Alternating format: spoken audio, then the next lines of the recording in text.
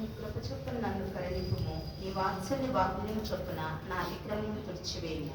నా దోషము పోవునట్లు నన్ను బాగుగా కడుగు. నా పాపము పోవునట్లు నన్ను పవిత్రపరచుము. నా అతిక్రమం నాకు తెలిసే ఉన్నవి, నా పాపమెల్లప్పుడూ నా ఎదుటనున్నది. నీకు కేవలం నీ విరోధంగా నేను పాపం చేసి ఉన్నాను. నీ దృష్టి ఎదుట నేను చెడుతనం చేసి ఉన్నాను.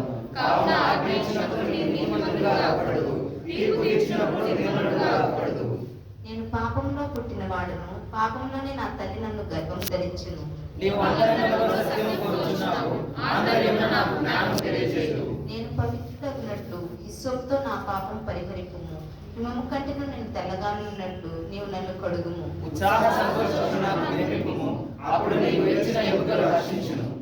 నా పాపములకు విముఖుడవు కమ్ము, నా దోషములన్నింటినీ తుడిచివేయుము. దేవా, నా యందు శుద్ధ హృదయము కలగజేయుము. నా అంతరంగంలో స్థిరమైన మనస్సును నూతనముగా పుట్టించుము. నీ సన్నిధిలో నుండి నన్ను త్రోసివేయకుము, నీ పరిశుద్ధాత్మను నా యొద్ద నుండి తీసివేయకుము. నీ రక్షణానందం నాకు మరలా పుట్టించుము.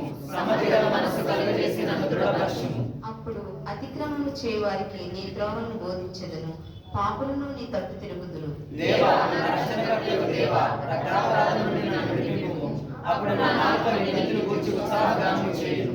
ప్రభువా, నా నోరు నీ స్తుతిని ప్రచురపరచునట్లు నా పెదవులను తెరుగుము. నీవు బలిని కోరువాడవు కావు, కోరిన నేను అర్పించుదును. దహన బలి నీకు ఇష్టమైనది కాదు. విరిగిన మనస్సే దేవునికి ఇష్టమైన బలులు.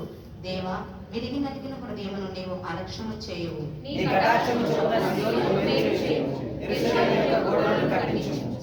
అందరం కలిసి అప్పుడు నీతియుక్తమైన బలులను, దహనబలులను, సర్వాంగహోమములను నీకు అంగీకరించుదును. అప్పుడు జనులు నీ బలిపీఠము మీద కోడలు నడిపించుదురు. ఆమేన్.